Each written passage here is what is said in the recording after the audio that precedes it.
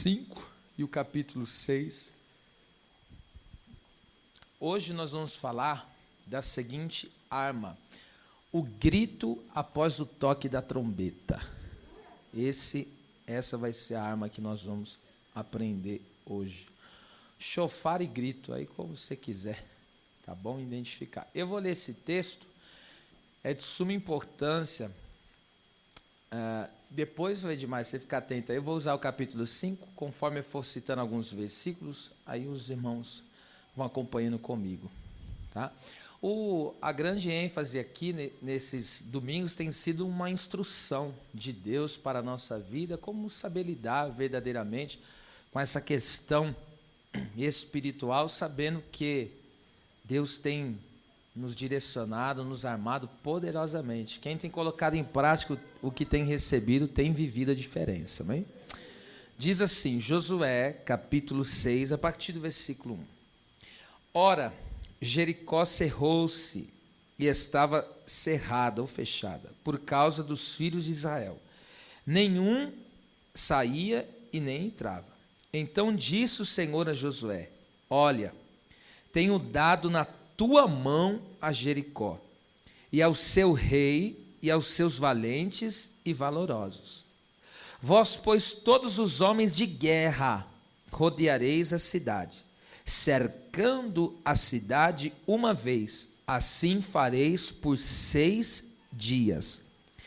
E 7 sacerdotes levarão 7 buzinas de chifre de carneiro, que é chofar ou trombeta, diante da arca, e no 7º dia rodeareis a cidade 7 vezes, e os sacerdotes tocarão as buzinas. Coloca aí a revista atualizada, versículo 4, só para os irmãos identificarem, porque dependendo da sua tradução, eles colocam buzina, algumas colocam chofar, que é o mais correto, é chofar. O que é chofar? É o chifre de carneiro, tá? Olha só, essa tradução que é a revista atualizada. 7 sacerdotes levarão 7 trombetas. Eu quero só que você identifique essa palavra, para você não esquecer. Trombetas, tá bom? Aí você perceba aqui, no versículo 4 que você leu comigo, são 7 buzinas, 7 chofares, né? 7 sacerdotes, o 7º dia e 7 vezes. Deus trabalha muito no 7, né? Versículo 5. E será que tocando-se longamente a buzina de chifre de carneiro, que é o chofar, a trombeta, ouvindo voz a trombeta, todo o povo gritará com grande grita, e o muro da cidade cairá abaixo, e o povo subirá nele, cada qual em frente de si. Então chamou Josué, filho de Num, os sacerdotes, e disse-lhes: levai a arca do concerto, e 7 sacerdotes levem 7 buzinas de chifres de carneiro diante da arca do Senhor. E disse ao povo: passai e rodeai a cidade, e quem estiver armado, passe adiante da arca do Senhor. E assim foi, como Josué dissera ao povo, que os 7 sacerdotes, levando as 7 buzinas de chifre de carneiro diante do Senhor, passaram e tocaram as buzinas, e a arca do concerto do Senhor os seguiam. E os armados iam adiante dos sacerdotes que tocavam as buzinas. E a retaguarda, um outro povo que está na retaguarda, seguia após a arca. Então veja só aqui o cenário. Na frente havia alguns soldados, no meio existia 7 sacerdotes carregando a arca com 7 chofares em suas mãos, e na retaguarda ainda havia um outro grupo de soldados. E atrás desse grupo de soldados vinha todo o povo. Então você tem que ter essa imagem na sua cabeça. Ó. Primeiro um grupo de soldados à frente, os sacerdotes conduzindo a arca, são 7 sacerdotes, somente 7 ficaram carregando a arca, e atrás deles ainda existia um outro grupo como que guardando ali, né? E atrás estava todo o povo. E a ordem é essa. Olha só, eu vou repetir isso aqui porque é importante. E a ordem é essa: os sacerdotes vão dar, cada dia eles vão ter que dar uma volta. Cada dia eles vão ter que dar uma volta dentro dessa situação aqui. Os soldados, um grupo de soldados na frente, sacerdotes no meio, 7, e o outro grupo atrás, ali na retaguarda, e todo o povo, tá certo? Versículo 10. Porém, olha, é importante esse versículo. Porém, ao povo, Josué tinha dado ordem dizendo, ó, não gritareis, nem fareis ouvir a vossa voz, nem sairá palavra alguma da vossa boca, até o dia em que vos diga, gritai, e então gritareis. Versículo 16 agora. E sucedeu que, tocando os sacerdotes a 7ª vez as buzinas, disse Josué ao povo, gritai, porque o Senhor nos tem dado a cidade. Diga, o Senhor tem nos dado a cidade. Encerrando a leitura, verso 20. Esse versículo. Leia comigo, 3, 2, 1. Gritou, pois, o povo, tocando os sacerdotes as buzinas. E sucedeu que, ouvindo o povo o sonido da buzina, gritou o povo com grande grita, e o muro caiu abaixo, e o povo subiu à cidade, cada qual em frente de si, e tomaram a cidade. Amém, glória a Deus. Pode se assentar, glorificando sempre o nome do Senhor.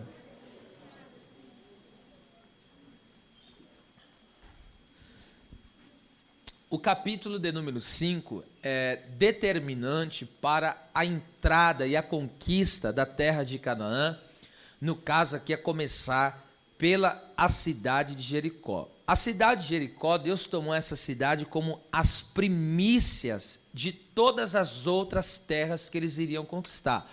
Deus libertou o povo de Israel do Egito, e esta era a grande promessa que Deus fez para o seu povo. Eu vou colocar vocês em uma terra que emana leite e mel. Essa é uma expressão idiomática que significa que é uma terra produtiva, uma terra farta, uma terra de fato próspera. Então eles saíram do Egito, foram libertos da escravidão, e esta é a grande promessa, vocês vão entrar numa terra boa. E quando eles estão nessa caminhada, você sabe, Deus usa Moisés no propósito de ensinar o povo, legislar a nação. O povo de Israel travou aqui a língua, saiu. E ali, agora, ele dá as leis, os estatutos, os mandamentos, tanto civis como divinos, enfim, sociais. E agora, passa o tempo de Moisés. Deus recolhe Moisés e agora levanta Josué na incumbência de guerrear e tomar as cidades. Mas para que Josué pudesse tomar a cidade, Deus já logo alertou ele que não bastava saber manejar a espada física, mas ele teria que ser um homem espiritual. Por isso Deus falou para ele, medita na minha palavra de dia e de noite, e assim você prosperará e o povo que te segue será próspero. Então todo aquele que vive a palavra é um povo próspero de fato. Agora, nós sabemos que Deus enviou, ali Josué enviou 2 espias, aquela mulher, a meretriz Raabe, acolheu aqueles 2 espias, e por fim a terra foi sondada, eles analisaram a terra, e no fim entenderam que Deus havia dado aquela terra para eles. Por quê? Antes do povo de Israel chegar, ter passado o Jordão, e ter chegado ali naquela região, a Bíblia diz que primeiro chegou a fama do Senhor, de tudo aquilo que Deus tinha feito no meio do seu povo. E quando o inimigo ouviu falar, aqueles povos de Canaã estavam ouvindo tudo que Deus ia fazendo, as maravilhas que Deus ia fazer no meio do povo, a Bíblia diz que o coração deles já estava derretido, ou seja, eles já estavam entregues totalmente. E eles perceberam que não ia ter como fugir daquela situação dentro da grande operação de Deus. E aí, então, entramos, de fato, aqui no capítulo de número 5, que você sabe que Deus havia falado que somente daquela geração dos dias de Moisés, somente 2 pessoas daquela geração iriam entrar na terra prometida, a saber, Josué e Calebe. Porque toda aquela geração era uma geração de murmuradores, pessoas que viviam murmurando. E Deus mandou os 12 espias para avaliar a terra, e quando chegaram lá, eles passaram a atentar o tamanho do gigante, a dimensão do problema, e quando eles dimensionaram ali essa questão do problema, eles diminuíram Deus na vida deles, e ali eles acabaram inflamando a congregação, e falando, Deus deu a terra, mas só tem gigante, não tem como entrar, e eles acabaram com essa mensagem negativa, acabaram influenciando no meio da congregação, então todo o povo começou a chorar e murmurar. E Deus, aquele dia, ficou muito irado, e ali muitas pessoas acabaram perecendo naquele dia, e Deus falou, por causa desse povo murmurador, eles não vão entrar na terra prometida, eles vão morrer tudo no deserto, mas de Josué e Caleb eu vou levantar uma nova geração que vai entrar na terra. E detalhe, Deus fez isso. No período de 40 anos, o povo foi morrendo aos poucos no deserto. E agora chegamos no capítulo de número 5. E quando chegamos no capítulo 5, Deus ordena no versículo de número 2 e no versículo de número 3, conforme está aí no texto, ó, naquele tempo disse o Senhor a Josué, faze facas de pedras ou da perdeneira e torna a circuncidar os filhos de Israel. Então Deus pede para o povo de Israel ser circuncidado. Deus ordena que Josué venha circuncidar aquele povo. Por quê? Porque aquela geração não tinha sido circuncidado. Só eram circuncidados aqueles que foram no episódio da Páscoa, quando foram libertos ali Na verdade, aquele povo que já vinha cumprindo, mesmo ali no Egito, eles vinham cumprindo o pacto que Deus deu para Abraão da circuncisão. Vocês lembram que a circuncisão é um pacto, uma aliança que Deus deu, que tem como símbolo a limpeza, tá certo?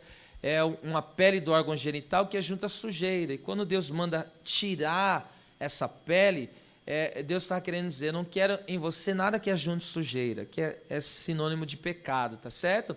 E esse povo, perceba, eles estão querendo entrar na terra prometida, mas não foi circuncidado, ou seja, querem entrar na terra, mas não tem aliança.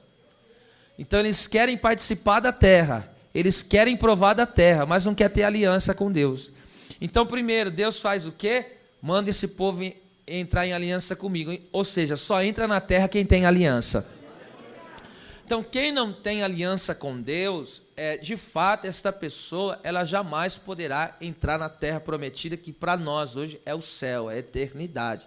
Então, a única maneira de eu ser qualificado para entrar na terra é somente tendo uma aliança com Deus. E perceba que algo é tremendo aqui, que a faca, porque você sabe que é como uma espécie de uma faca, ela foi feita da onde? Da pedra. Da pedra, Cristo é o quê? É a rocha. Então perceba o que? A circuncisão hoje, segundo está escrito em Colossenses 2,11 e Romanos 2,29, a circuncisão que nós vivemos hoje não é a circuncisão do prepúcio, ou seja, do despojamento da carne. Hoje a circuncisão que nós vemos é a do coração, que é a chamada circuncisão de Cristo. E agora perceba uma coisa, em Gênesis 34, 25, vai dizer, sabe qual era o dia mais terrível? Porque isso era uma cirurgia da época, tá? Era muito doloroso essa operação. Sabe qual era o dia mais terrível dessa cirurgia? O terceiro dia, era o dia mais violento. Era o terceiro dia, por que não o quarto? Por que não o segundo? Por que não o primeiro, quando acabou de cortar? Porque logo o terceiro tem que ser o dia mais gritante.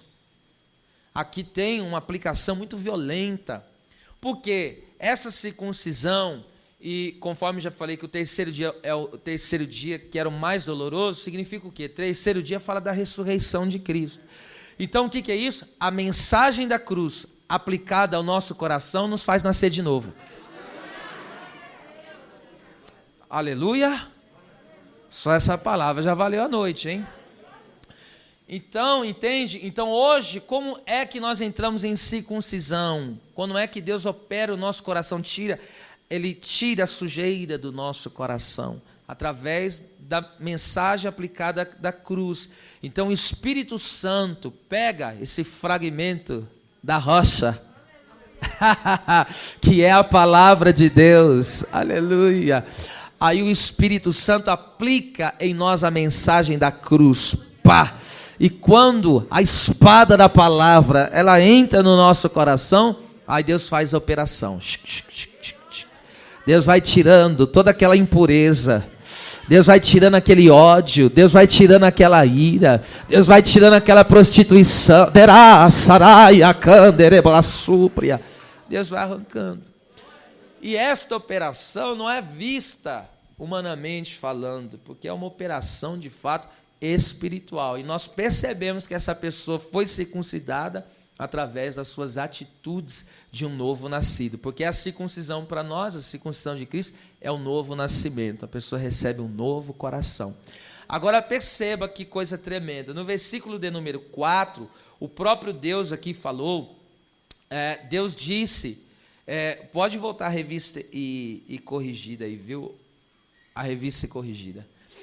E aí o texto vai dizer que, agora no versículo de número 4, e foi esta causa porque Josué o circuncidou. Todo o povo que tinha saído do Egito, os varões, todos os homens de guerra eram mortos no deserto. Então perceba, não está na corrigida aí, não, Edmar. Agora veja só, perceba isso aqui comigo. A Bíblia Sagrada vai dizer que os murmuradores morreram no deserto e se levantou uma nova geração para entrar na terra. Ou seja, o velho homem tem que morrer para o novo homem entrar na terra. Pegou aí? Vocês estão armazenando tudo isso aí, gente? Então, o velho homem tem que morrer. Se o velho homem não morrer, esse velho homem tem que... Esse deserto aqui está falando a oportunidade que nós temos de que o nosso velho homem venha morrer estando em vida. Essa vida para nós é um deserto, porque a nossa terra não é aqui, a nossa terra é lá. Então percebe isso aqui comigo. O velho homem tem que morrer, aquele homem que só murmurava, entende? Esse homem aí tem que morrer. Esse aí tem que morrer, porque só vai entrar na nova terra. Na terra, na verdade, só vai entrar na terra a nova criação de Deus. É a nova criatura que vai entrar na terra. E agora veja, quando eles participam ali agora, é circuncidado, tem o pacto, a nossa aliança está na cruz do Calvário. E agora perceba que o texto vai dizer que automaticamente Deus pega e diz no versículo 9: eu removi de vós hoje o opróbrio do Egito. Porque, olha só o que Deus fala, eu revolvi de vós o opróbrio do Egito. O que é isso? Deus está dizendo, vocês nunca mais vão ser escravos. Vocês nunca mais vão sofrer na chibata de Faraó. Por quê? Porque eu vos libertei do diabo, eu vos libertei da carne, eu vos libertei do pecado. Eu tirei esse opróbrio. Egito nunca mais. Você tem coragem de dizer isso? É profético. Diga, o Egito nunca mais. Esse é um caminho sem volta. É por isso que eu costumo dizer e volto a repetir. Por isso que quando o mar vermelho se abriu, ele nunca... Irmão, quero ver quem descobre. A gente sabe, mas Deus pegou e fechou aquele caminho. Porque aquele caminho Deus abriu. E por que fechou? Porque Deus falou, vocês nunca mais vão voltar. O Evangelho é um caminho sem volta. Aleluia, estou sentindo graça aqui, essa palavra. Após esse episódio, escute isso. Aí entramos no versículo 10. Sabe o que eles fizeram? Celebraram a Páscoa. Está aí. O que é a Páscoa? A Páscoa para nós hoje é o quê? A ceia. A Páscoa para nós é a Santa Ceia. Cristo é o Cordeiro Pascal. Então, hoje a Páscoa para nós é a Santa Ceia. Jesus, no caso, ele falou que no dia da Páscoa, quando era na Páscoa, ele pegou e ali então determinou a Santa Ceia para nós, para a sua igreja, tá certo? E a Santa Ceia, eles celebraram assim, então, ou seja, só pode ceiar quem tem aliança com Cristo. Só pode ceiar quem nasceu de novo e desceu as águas do batismo. Porque você sabe que a circuncisão, hoje, qual que é a forma externa da circuncisão? É o batismo nas águas. É por isso que alguém que nasceu de novo, ou seja, ele tem que dar, presta atenção, ele tem que dar um testemunho público para as pessoas do que aconteceu com ele internamente. É por isso que o crer vem primeiro do que o batizar. Primeiro eu creio, Cristo circuncida o meu coração. Aí o que eu faço? Dou um sinal externo público, me batizando nas águas, porque quando eu sou deitado nas águas, morreu o velho homem. Quando eu levanto, é um novo homem. Aí quando eu estou dizendo isso, eu estou mostrando para as pessoas o que aconteceu comigo interiormente. Aí eu estou dando meu testemunho público e eu carrego esse nome sobre a minha cabeça. Sou batizado em nome do Pai, do Filho e do Espírito Santo. E eu passo a carregar. Esse é o meu nome de batismo. Esse é o nome que nós carregamos do novo nascimento. É o nome do Pai, do Filho e do Espírito Santo. Nós somos chamados do povo, né? Somos o povo que é chamado pelo nome de Deus. E a Páscoa é interessante, no caso a Santa Ceia para nós, tem 2 elementos que Cristo deu. Isso aqui é muito lindo, eu nunca falei isso aqui, então dá essa atenção. Deus deu 2 elementos na Santa Ceia. Quais são os 2 elementos da Santa Ceia? Pão e vinho. Pão e vinho, tá certo? Por que Jesus deu pão e vinho? Qual é o sentido? E ele falou em Mateus 26 a 28, ele mesmo disse, ó, isso aqui é o meu corpo, isso aqui é o meu sangue. Corpo e sangue é vida. Então Jesus está dizendo o quê? Eu estou dando a minha vida. E qual é esse mistério? Por que esse é o símbolo do corpo, da vida de Cristo por nós? O pão e o suco de uva, o vinho. Sabe por quê? Escute isso aqui. E não é qualquer pão, tinha que ser um pão sem fermento, tá certo? Um pão sem fermento, sem fermento. E por quê? Naquela época, escuta isso aqui, que isso aqui é muito lindo, você vai ouvir agora. Naquela época, você sabe que o povo andava muito pelos desertos. E naquela época não tinha água encanada, não tinha saneamento básico. Então eles iam pelos desertos e às vezes achavam um poço, só que existiam lugares que era água parada, e a água parada você sabe que fica ruim, não fica potável para você beber. E às vezes eles achavam riachos, rios, só que aqueles rios, muitas vezes, os animais faziam suas necessidades lá, então contaminavam a água. Então muita gente ficava naquela época, ficava doente, ficava enfermo, porque a água não era boa, tá certo? E aí quando eles saíam, presta atenção, quando eles saíam da casa deles e tinham que atravessar um deserto para chegar no caso em Jerusalém, nas festividades, o que eles faziam? Eles levavam pão sem fermento e levavam vinho. Por quê? Porque como a água era contaminada, a água da terra era contaminada, o vinho era no lugar da água. Por quê? Porque o vinho, o suco de uva, pode passar o tempo que for, ele não estraga. Por que você acha que falar quanto mais demora, né? Quanto mais tempo passa, e no caso eles dizem alcoólico, aí a gente não tem nada a ver com isso. Nosso negócio é só o suco mesmo, tá? Mas escute isso, por quê? Porque ele não estraga. Pode passar o tempo que for, ele continua potável. Ele continua saudável. E detalhe, por que o pão é sem fermento? Você já reparou quando você compra um pão, ele tem prazo de validade? Por quê? Porque colocaram fermento nele. O fermento estraga o pão. Agora, por que o pão da ceia é sem fermento? Porque representa o corpo de Cristo sem pecado. Aleluia! Então preste atenção, nesse deserto chamado vida, o Senhor falou, eu estou dando o quê? A minha vida para vocês. Eu estou dando o meu corpo para vocês. Eu estou dando meu sangue para vocês. Ou seja, nesse deserto da vida, enquanto você se alimentar da minha pessoa, enquanto você estiver em comunhão comigo, você não morre com a água envenenada nessa terra. Aleluia. Está vendo que coisa tremenda? Então as pessoas carregavam. Lembra quando Abraão veio da guerra? Qual foi a refeição que o sacerdote ofereceu para ele? No caso, o Melquisedeque. Pão e vinho. Aleluia. Então nós estamos nessa caminhada, nesse deserto da vida. Só quem tem comunhão com Cristo, só quem está em comunhão com Cristo é que vai conseguir caminhar sem se enfermar.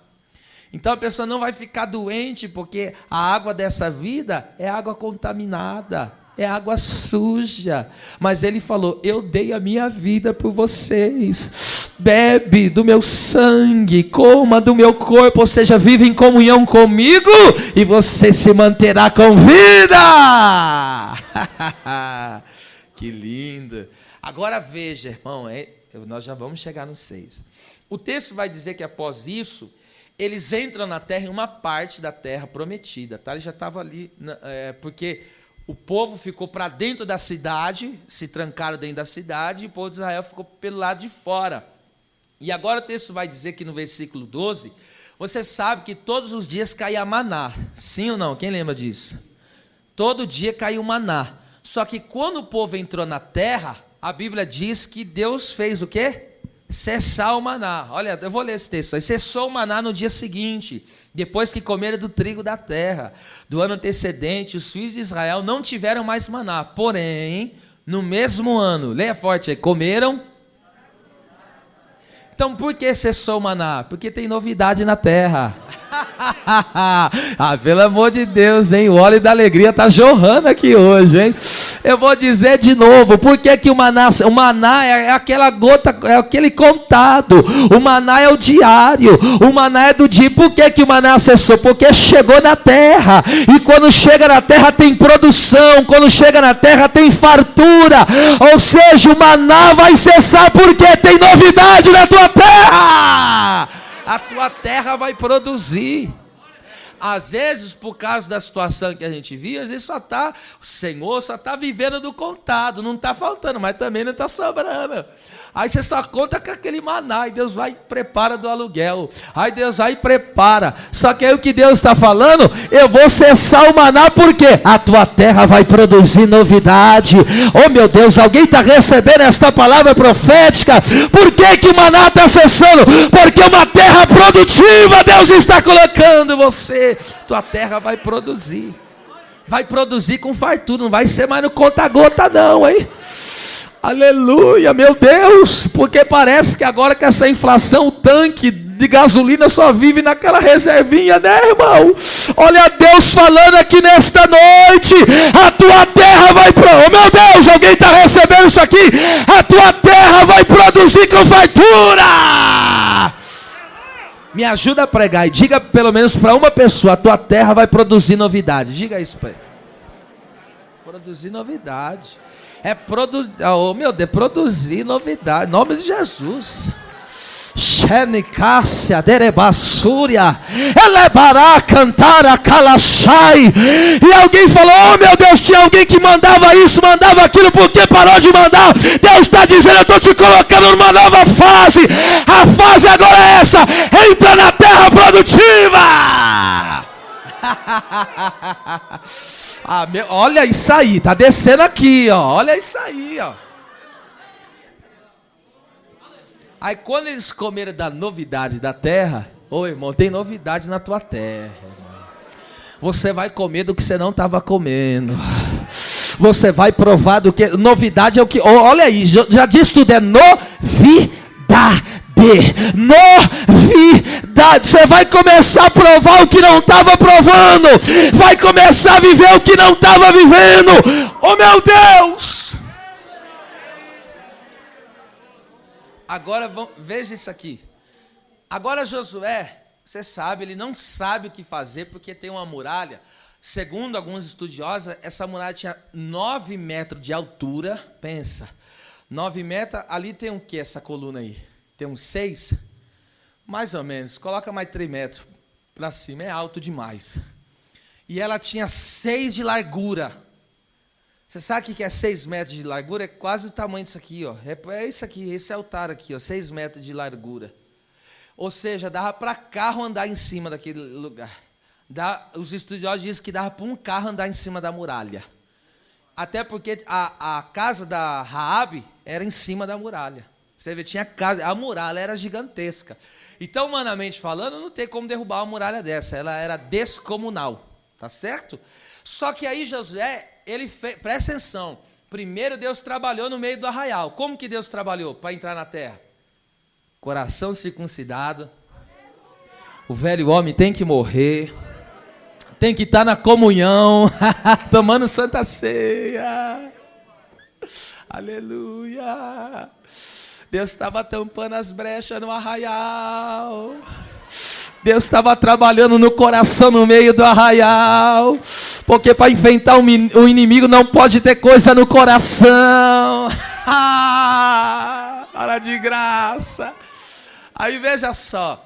Quando eles arrumaram o arraial, eita pai, o arraial estava organizadinho, porque tinha alguém que não estava com o coração bem no arraial e precisava trabalhar. Aí vem o versículo 13. Aí Josué está esperando Deus dar uma direção para ele. Aí o que acontece? E sucedeu que estando Josué ao pé de Jericó, ou seja, ao pé é bem de baixo, assim, na raiz do negócio. Olha só o que diz o texto. Levantou os olhos. Primeira coisa, ele estava diante da muralha. Ele estava de que jeito? Ele estava de pé. E ele estava do quê? De olhos levantados.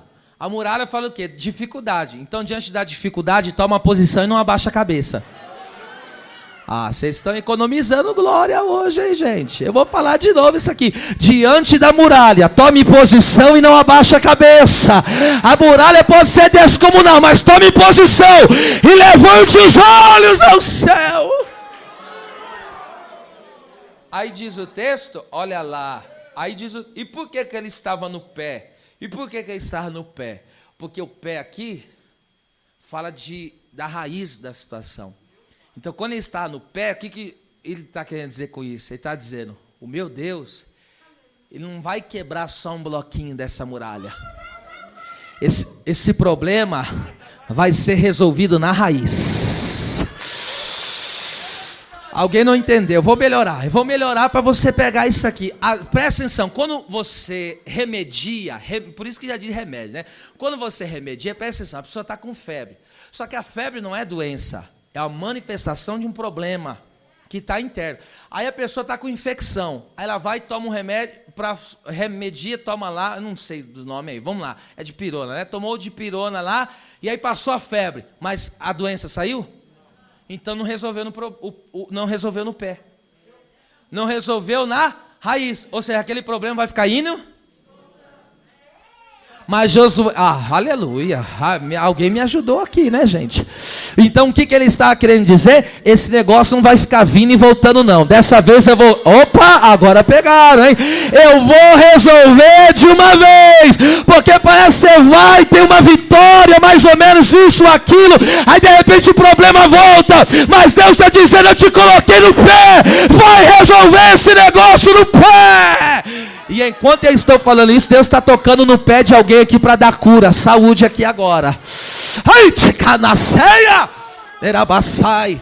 Deus está dando vitória aí, ó. Pega aí, em nome de Jesus. É forte. Aí, vamos, tá gostoso aqui, ó. Aí o texto vai dizer que de repente Josué olhou, e eis que se pôs em pé diante dele um homem, que tinha na mão, leia aí, uma espada nua, ou seja, é uma espada que não estava na bainha, é uma espada que estava assim, ó, pronta para guerrear. Então, quando aparece um varão diante de Josué, ele não está com a espada embainhada, guardada, ele está com a espada para guerrear. Ou seja, quem apareceu aqui, você sabe que é o anjo do Senhor, que acredita-se que é o próprio Cristo, é uma cristofania, aparição de Cristo, é uma pré-encarnação de Cristo. Por quê? Porque anjo não recebe adoração, e esse homem aqui, quando Josué dialogou com ele, Josué se prostrou e adorou, e a Bíblia diz que ele recebeu adoração, e anjo nenhum recebe adoração, porque anjo não é Deus, tá certo? E agora, então, esse anjo era o próprio Deus. Então, o próprio Cristo, né, era uma cristofania ali, assim é a palavra técnica, que é chamada na teologia, ele estava com a espada desembainhada, ou seja, pronto para guerrear.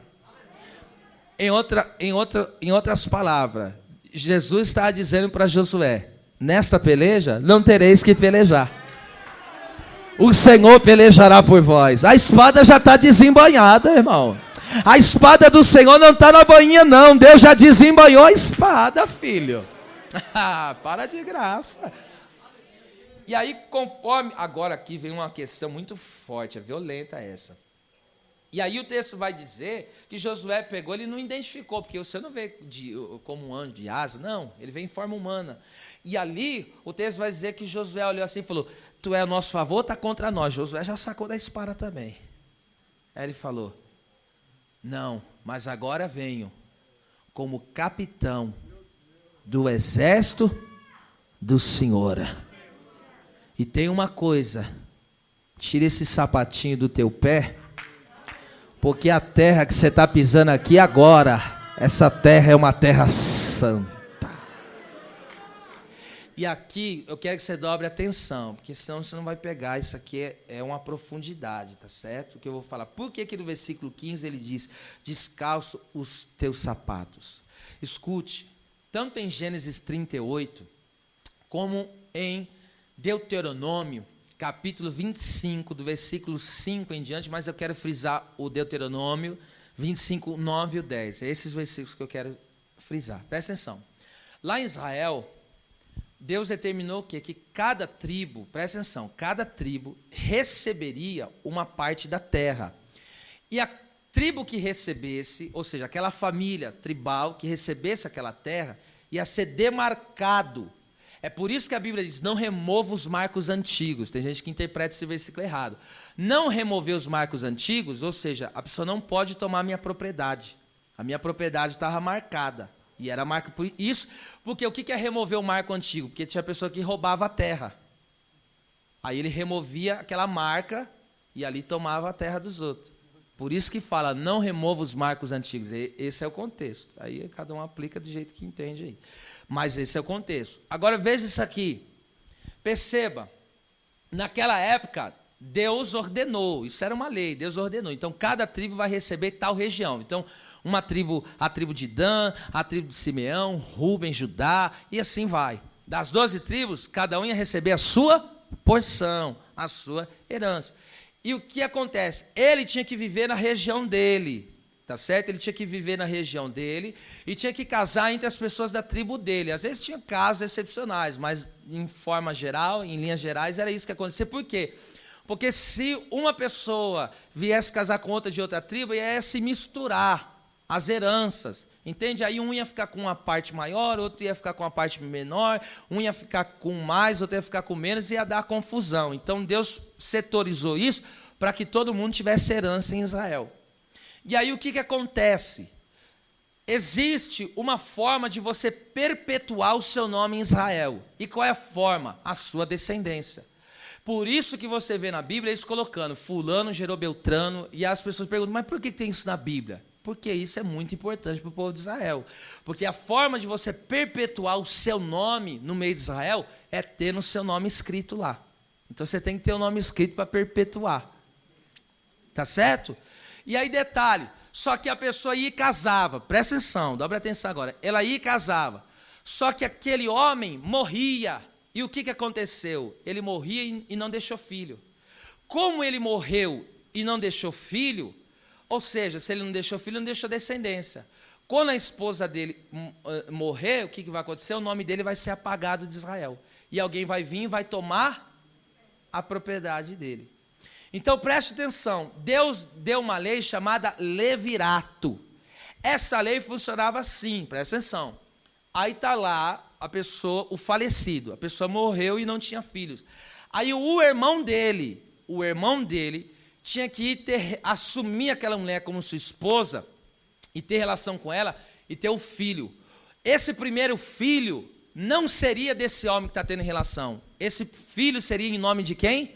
Do falecido, daquele que havia falecido. Por quê?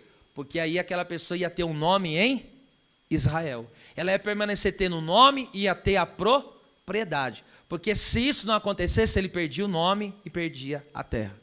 Então, presta atenção, quando alguém acontecia esse fato, isso era tão sério que Deus matou um homem chamado Onã por não cumprir a lei do levirato, de tão sério que isso Deus levava, tá certo? Gênesis 38. Por que ele não queria cumprir essa lei? Porque o filho não era em nome dele. Então, ele ia ter o filho, mas era para ser no nome do irmão. Mas aí, por que ele não quer levantar o nome do irmão dele? Porque ele vai ficar com a terra do irmão. Então a questão qual que é? Ou seja, se eu não edificar o meu irmão, eu fico com o que é dele. Então tem gente, vai que uma aplicação, né, aqui que veio agora. Então tem gente que é assim, entendeu? Quando ele não leva nome no negócio, ele não trabalha. Se o nome dele não sair no negócio, ele não faz nada. Porque ele fala: meu nome não vai sair, eu vou fazer alguma coisa? Vou orar nada, vou ajudar nada, não citaram nem meu nome no agradecimento lá. Mas pega isso aqui é uma aplicação básica, mas a aplicação é essa.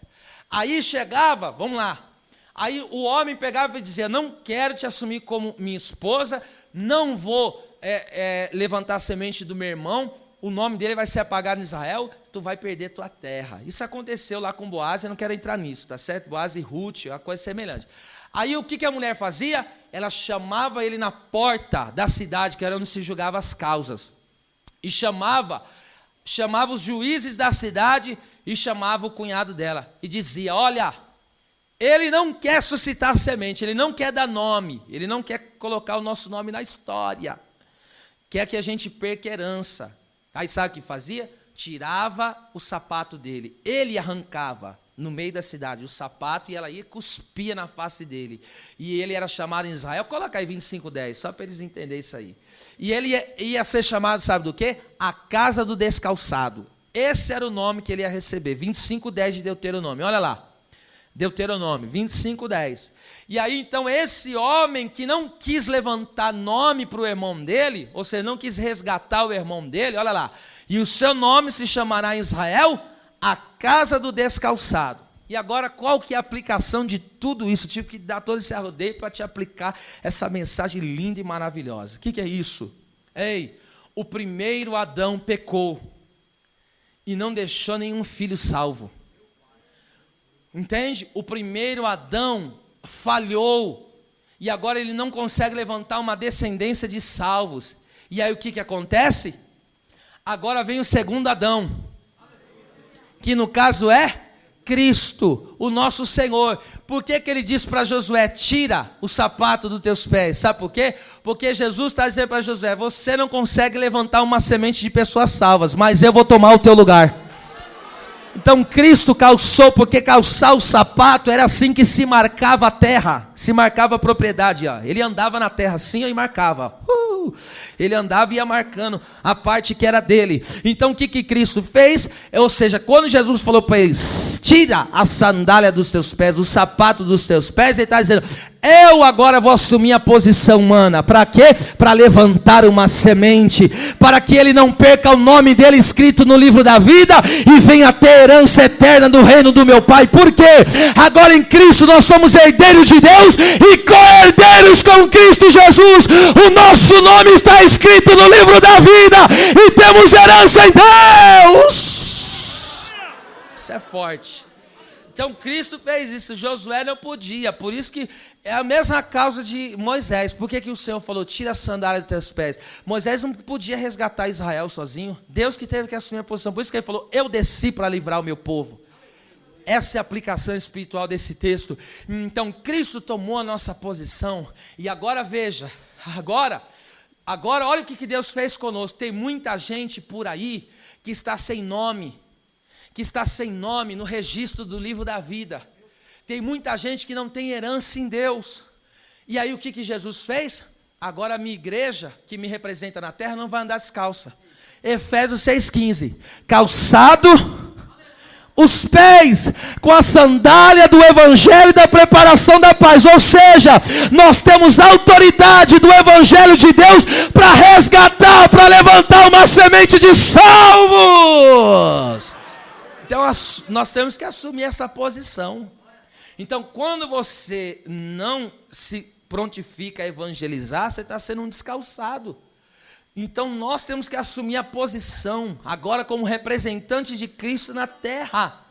Porque no Antigo Testamento ele falou, tira o sapato. Agora no Novo Testamento, coloca. Porque o velho homem saiu, o novo homem entrou. E agora nós estamos bem calçados, e a gente vai passando e pregando, dizendo, você tem que ter nome, você tem que ter o nome escrito no livro da vida, você tem que ter herança em Deus. Meu Deus, vamos lá, e agora eu vou entrar no texto, de fato. Escute isso aqui, eles estão agora, Deus está dizendo que, entende, levantaria o seu povo, que levantaria a semente dos salvos. Deus resgataria o seu povo, Deus redimiria o seu povo, enfim. Agora o texto vai dizer que o próprio anjo do Senhor, que é o Cristo, ele está dando ordens de guerra. E as ordens de guerra, que estratégia de guerra, foi dada aqui nas entrelinhas do capítulo 5, do versículo 13 ao 15, e o capítulo 6. E o Senhor deu tudo para Josué o que ele deveria fazer. Falou, você vai pegar 7 sacerdotes, você vai pegar 7 chifres de carneiro, que é o shofar, você vai ordenar que os homens de guerra tomem a frente, outros fiquem na retaguarda, e o povo fique atrás. E o mistério é esse, presta atenção.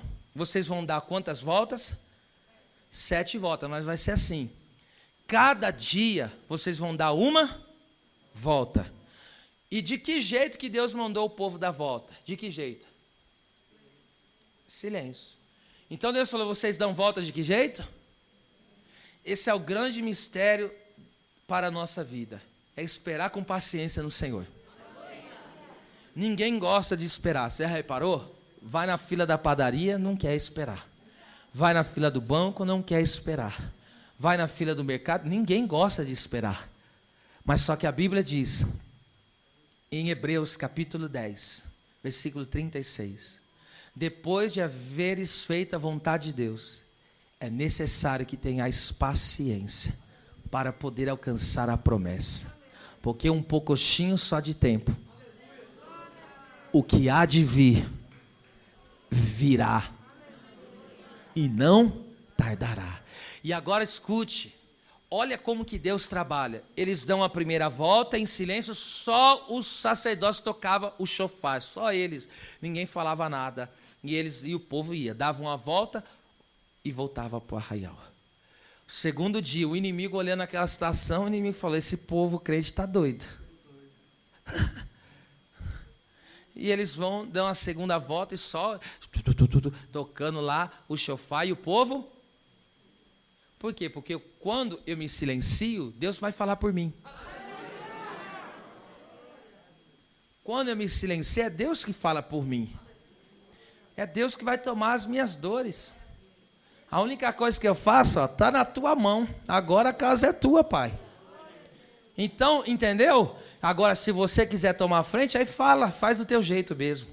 Agora, se você silenciar e só obedecer a ordem, a estratégia de guerra que ele já te deu, agora escute aqui comigo, isso aqui é tremendo, irmão. O texto vai dizer que eles tinham olha, estavam diante da arca, e tinham 7 sacerdotes, presta atenção, essa mensagem aqui é tipológica, 7 sacerdotes com 7 chifres de carneiro. Você sabe que chifre de carneiro fala de poder.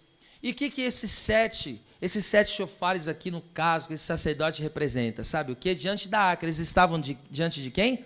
Da arca. Representa o quê? As 7 manifestações do Espírito de Deus. Porque a Bíblia diz em Apocalipse 1:4, e aqui estão os 7 Espíritos de Deus que estão diante do seu trono. O que são 7 Espíritos?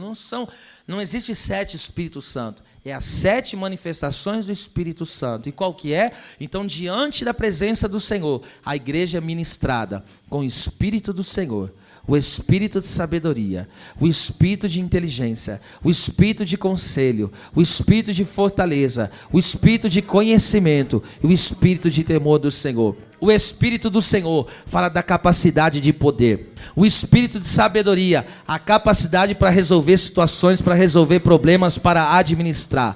O Espírito de inteligência, você sabe que a palavra, qual que é a diferença de sabedoria para inteligência? A sabedoria é uma situação prática em que você resolve. Agora, a inteligência, o nome inteligência significa ler dentro da situação. E o que seria isso? Ler dentro da situação. É alguém que vai conseguir discernir a situação e fazer uma boa escolha. Quer ver? A Bíblia diz que no momento de tempo apareceu o diabo e disse para Jesus, se você me prostrar e me adorar, eu te dou todos os reinos do mundo. Olha o que a Bíblia diz, no momento. Mas Jesus pegou e com inteligência, sabe o que Jesus fez?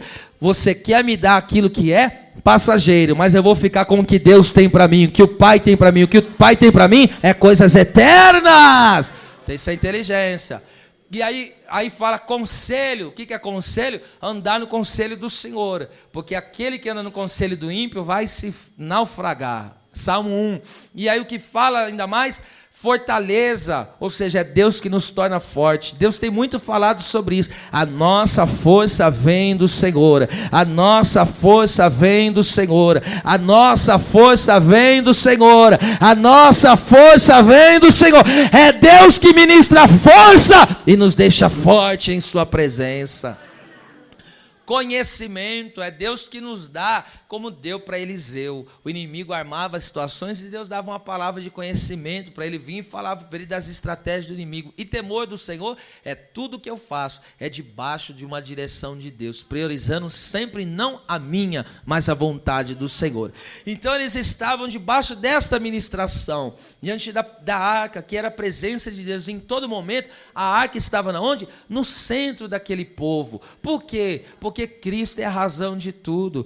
Cristo deve ser glorificado em todo o nosso viver. Cristo é glorificado nos louvores, Cristo é glorificado na palavra. E olha só, no versículo de número 12, perceba isso aqui, no versículo de número 12 do capítulo 6, diz assim, ó: Josué se levantou de madrugada, ou seja, de manhãzinha, muito cedo, e os sacerdotes levaram a arca. Por quê?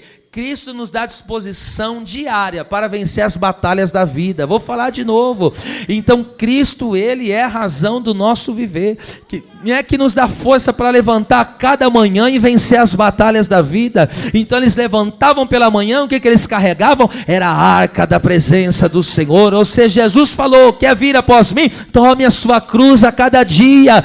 Então nós vamos caminhando nessa vida na disposição do Senhor. Você vai deitar nesta noite, vai dormir e amanhã vai se levantar. E qual vai ser a tua disposição? O Senhor. O Senhor é a sua motivação. O Senhor é a razão da tua vida e da minha também. E agora perceba, vamos lá, antes de eu falar o que representa esse mistério aí da trombeta e do grito, veja só, o Senhor orienta no versículo 9. Os armados vão adiante e também atrás ali da arca. Quem que são esses armados? Esses armados aqui é o tipo dos anjos do Senhor, que acampam ao redor daqueles que o temem e fazem a sua vontade. O ministério dos anjos é tão tremendo, eu já disse, já preparei o coração de vocês para poder falar disso. Anjo não pode ser adorado, mas os anjos são servos tremendos de Deus. E a Bíblia diz em Hebreus capítulo 1, versículo 14, que os anjos são espíritos ministradores. O que é ministrar? É servir. Ou seja, está escrito em Marcos capítulo 1, versículo 13, e Jesus vivia entre as feras, mas os anjos o serviam. E ali servir significa ser ministrado nas necessidades. Então perceba uma coisa, enquanto estamos aqui nessa vida, nessa batalha, nessa guerra, enquanto nós estamos aqui, Deus tem intervido na nossa vida, na nossa história, enviando os seus anjos para guardar, para livrar, para agir na nossa vida. Por exemplo, a palavra do Senhor vai dizer que Elias estava fraco, ele estava numa depressão, olha só. E ali no momento daquela depressão, quem que Deus mandou para revigorar ele? Mandou um anjo lá da glória. O anjo tocou do lado dele e falou: tem uma aguinha e um pão na brasa, come, bebe e levanta. E aí Elias estava tão derrubado, irmão, que só uma comida daquela não resolveu não, estava derrubado o homem, hein? O leão dos profetas estava derrubado, às vezes é duro mesmo. Aí o anjo foi e falou: rapaz, você está deitado de novo, mas vamos lá, agora você vai levantar. E ele pegou, deu água para ele de novo, deu de comer de novo para ele, e agora Elias levantou forte, e o anjo falou: agora com a força dessa comida aí, vai caminhar quantos dias? 40. Quantos dias Jesus ficou no deserto? Ou seja, esse é o tempo da vida. O tempo da vida é essa quarentena. Nós estamos em quarentena. O povo cristão está em quarentena nesse deserto. Mas Deus está dizendo: enquanto você estiver na quarentena desse deserto da vida, eu te darei força. Só quem recebe força para caminhar. Só quem recebe força. É Deus, só Deus para nos dar força para andar nesse deserto da vida aqui. E agora veja como Deus, irmãos, são tantas feras querendo nos derrubar. A fera do desânimo, a fera da tristeza, a fera da enfermidade, a fera do problema do casamento, a fera da preocupação, a fera da ansiedade. Ixi, é fera para todo lado. A fera do desemprego, ai, Senhor, me ajuda. Aí Deus está dizendo o quê? Coloca na frente, coloca na retaguarda os anjos, e vivia entre as feras, mas os anjos o serviam. É por isso que Pedro estava encarcerado. A igreja orou, Deus mandou um anjo lá para libertar ele. Ou seja, Deus tem enviado os seus seres celestiais, os seus seres angelicais, os seus ministros, para quê? Para socorrer o povo de Deus, para socorrer o crente, para que o crente caminhe na presença, faça a obra de Deus, pregue o evangelho, glorifique a Cristo e não pare jamais. Xereclama naracobi derefácia. E agora veja como que Deus vai trabalhando. E agora Deus fala assim, ó, vocês vão dar uma volta primeiro dia até chegar no 6. Aí chegou no 6º dia. Aí Deus falou para eles dar mais quantas voltas? 7. Quando chegasse no 6º dia, eles completassem lá. Chegou no 6º dia. Agora vocês vão ter que dar quantas voltas? 7, que é totalizar 13. Então presta atenção. Olha como que Deus ele trabalha. Tremendo. Está aqui a muralha. Olha só. Irmão, Deus não podia já falar, ó, dá tudo hoje uma volta de uma vez só e acabou? Olha como que Deus faz. Dá hoje uma voltinha e vai. Volta para o arraial.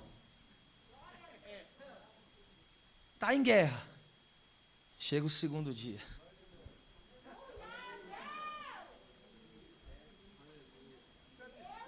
Volta para o arraial. Por que Deus não faz tudo de uma vez? Para que ficar dando volta assim? Se Ele pode resolver no estralar do dedo.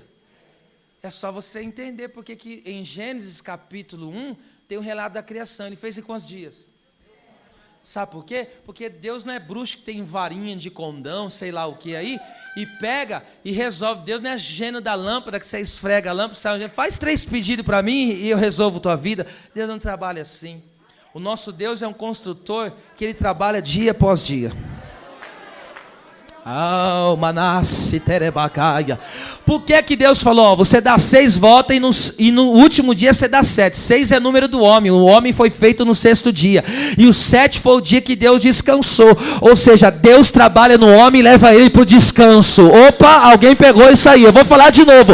Deus trabalha na vida do homem e leva ele para o seu descanso. Presta atenção, por que no 7º dia... Presta atenção, no 7º dia, esse aí fala do descanso. Você sabe que o nosso descanso, quando que vai se cumprir o nosso descanso? Na eternidade. Esse é o nosso dia do descanso. Então nós estamos no trabalhar de Deus. Por isso que a gente tem que dar volta todo dia.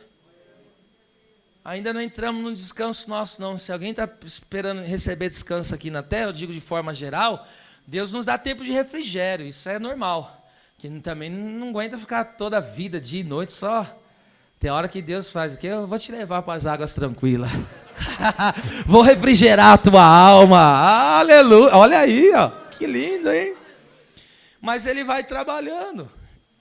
Esse trabalhar. E aí, às vezes, a gente fala, ô Senhor, mas é assim que Ele trabalha. Ele vai trabalhando dia após dia. Hoje Ele faz aparecer o teu espaço, o teu firmamento. No outro dia Ele faz separação das águas e águas. Ele faz aparecer a luz. Daqui a pouco Ele cria os grandes luminares, as estrelas. Vai criando.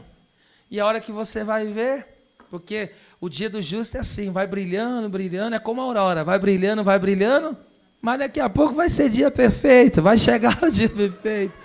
Nós vamos lá. E eles estão executando tudo do jeito que Deus ordenou. Tudo do jeito que Deus falou. Cristo sendo glorificado no meio daquele povo. E agora está aqui a arma. Está aqui. E qual é a arma que Deus usou para que esse povo viesse a entrar na cidade? Qual que é a cidade? A terra prometida. Qual que é a arma que Deus usou? Vamos lá. O toque da trombeta e o grito. Olha só. Presta atenção nisso aqui. Qual que era o mistério do povo? Gritar. O sacerdote ia liderando, mas o povo tinha que o quê? E tem gente que não gosta de barulho. O que eu posso fazer com você agora? Se a ordem do povo é se reunir para gritar. O povo tem que se reunir para gritar. É isso aí. Não é grito sem sentido, não. O povo de Deus aqui, ele se reúne aqui, ó. O povo de Deus se reúne. E para que o povo se reúne? O sacerdote vai conduzindo, vai instruindo, mas o povo aí vai dando um brado. O povo aí vai dando um grito sem parar. E tem gente que pensa que o céu que ele vai entrar é de silêncio. Lá no céu pensa que vai ficar quietinho. Irmão, se pensa num lugar que vai ter barulho, mas não é esse barulho desarranjado, não. É tudo orquestrado, negócio tudo bem organizado. Que porque o nome de Jesus, aleluia, é melodia para os ouvidos e doçura para o nosso paladar. Então veja só, lá na eternidade vai ter barulho para valer, viu, gente? E eu vou me juntar com aqueles querubim lá. Já estou até vendo isso aí. Já estou vendo essa cena aí. Porque esse aqui nós já dá uns glória. Olha isso aí, ó. Vamos chegar do lado dos arcanjos, porque tem mais de um. A Bíblia só dá nome de um, mas tem mais. Pelo relato de Daniel. E ali nós vamos chegar do lado do arcanjo. Aquele arcanjão todo. Aqueles querubins, serafim, santo, santo, santo. Eu falei, opa, cheguei para adorar também. Cheguei para glorificar também. Quem espera esse grande dia de chegar lá, Isso. Vai ser linda a família de Deus todinha. Toda a família reunida. Irmão, vai ser um negócio tremendo. Como aqui os irmãos usam aqui essa expressão aqui, vai ser top. Meu Deus, hein? Mas vem, qual que é essa arma aqui para tomar a cidade? A questão aqui que eu quero dizer para encerrar é esta arma que Deus falou, toca a trombeta e o povo grita. É por isso que eu li intencionalmente primeiro a carta de Paulo aos Tessalonicenses, capítulo 4, versículo de número 16, porque quando Cristo vier buscar o seu povo, quando Cristo vier arrebatar a igreja, a Bíblia diz, e o mesmo Senhor descerá, com voz de arcanjo, com o quê? Trombeta de Deus e com alarido. O que é alarido? É grito. Então, ou seja, quando ele tocar a trombeta, vai ter grito, e nós entramos na cidade, vai ter grito, vai ter toque da trombeta, e nós entramos na cidade.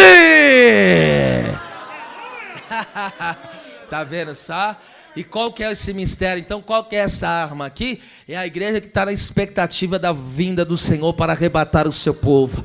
É a igreja que ainda está em obediência. É a igreja que está em obediência, vai para o arraial, cumpre o seu propósito, cumpre a caminhada de obediência, mas está toda noite no arraial. Vai lá dar a volta, porque essa vida é as voltas que nós estamos dando. Você não vai diariamente dando volta, mas à noite volta para o arraial para adorar. Vai lá, peleja, mas volta para o arraial adorar. Mas vai ter um dia que você vai sair do arraial, vai ter um dia que você vai sair da tua casa e nunca mais vai voltar para casa na terra, porque você vai direto para a tua casa.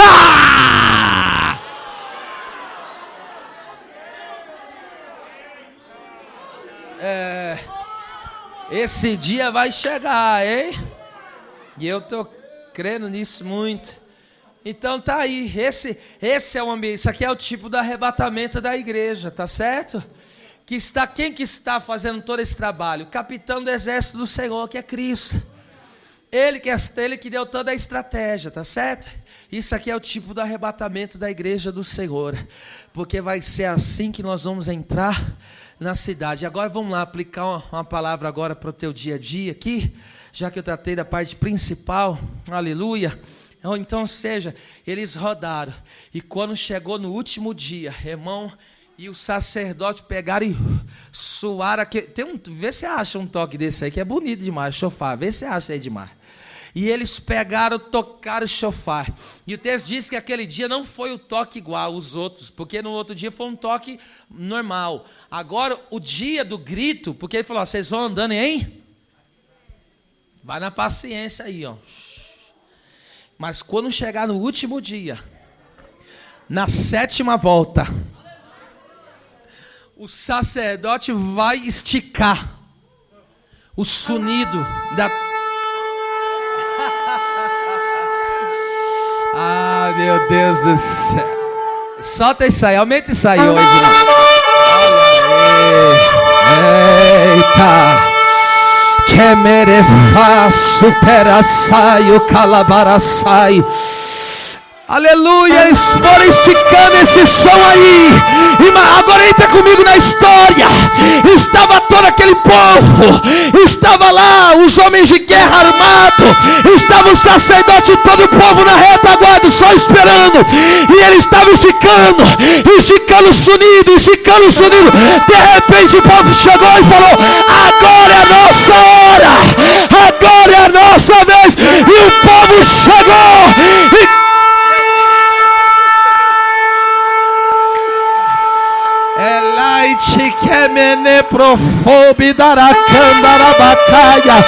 Nós vamos treinar esse negócio aqui, é pela fé esse negócio aqui agora. Eu vou dizer 1, 2, 3. Sabe qual foi o grito que eles deram? Eu não sei, mas eu creio que foi um grito de glória estendido. Você vai dar o maior grito aí da sua vida. E de repente tocaram os sacerdotes. Aumenta aí, Edmar. Os sacerdotes tocaram. E tocaram. E o povo preparado ao toque da trombeta. 1, 2, 3, o povo deu.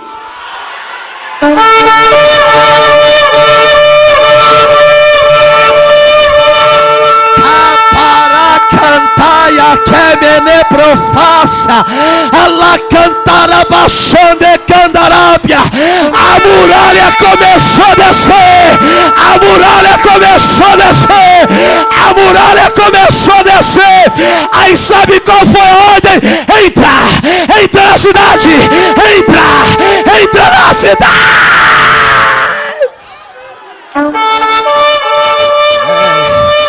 Quem pode levantar as duas mãos para o céu e adorar a Deus aí agora? Shana comene que plovidará candaraba cominará fácia alacachande comanai. Eu aplico essa palavra ao teu coração. Eu sei que você também tem enfrentado lutas, batalhas diárias terríveis, mas Deus está dizendo que as armas da nossa milícia são poderosas em Deus para destruir as fortalezas. Essa muralha, ouça o barulho da muralha ruindo, ouça o barulho da muralha caindo. Por quê? Porque o inimigo não vai nos impedir de entrar na terra, o inimigo não vai impedir de entrar na cidade. Ah, meu Deus, Jesus, é nasciquel e paracanda. Aleluia. Coloca o versículo 20 aí. Eu encerrei aqui. Fica de pé mesmo que eu já encerrei. Olha lá. Vamos ler todos juntos esse versículo bem forte. Todos juntos. Vamos lá. 3, 2, 1. Grita.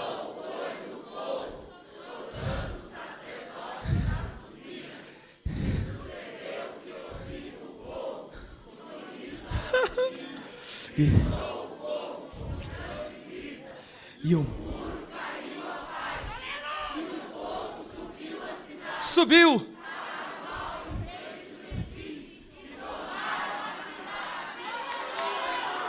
Sabe qual é a voz que nós ouviremos? Essa: bem-vindo, bendito de meu Pai, para a terra que vos está preparada. Aleluia. Glória a Deus. Glória a Deus. Glória seja dada ao nome do Senhor. Escute, isso aqui é profético. Eu já encerrei. Segura aí, Edmar. Escute, eu ouvi um testemunho esses dias. Um moço de Deus, pregador de Deus mesmo. Ele passou por um processo, escute o que eu vou falar, isso aqui é sério, de depressão. Ele não falou para ninguém, ele emagreceu 10 quilos, pastor Júlio. E aí ele, por causa da represália, porque sendo ele um ministro, um pregador,